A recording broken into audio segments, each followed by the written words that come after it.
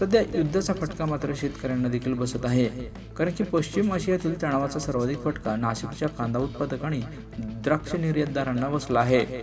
Iran, Israel आणि America या युद्धामुळे आखाती मार्गावरील समुद्रधोनी प्रभावित होऊन जल वाहतूक विस्कळीत झाल्याने त्याचा थेट परिणाम शेतमालावर झाला आहे. दुबईसह काही बंदरातील हालचाली मंदावल्याने जहाज कंपन्यांची बुकिंग थांबली आहे. राज्यातील सुमारे 550 कंटेनर कांदा बंदरात आणि बंदर मार्गावर अडकून देखील पडले आहेत. तसंच 16,500 टनहून अधिक कांदा अडकल्याचा प्राथमिक अंदाज वर्तवण्यात येत आहे. कोट्यवधी रुपयांचा माल अनिश्चित छायेत उभा आहे.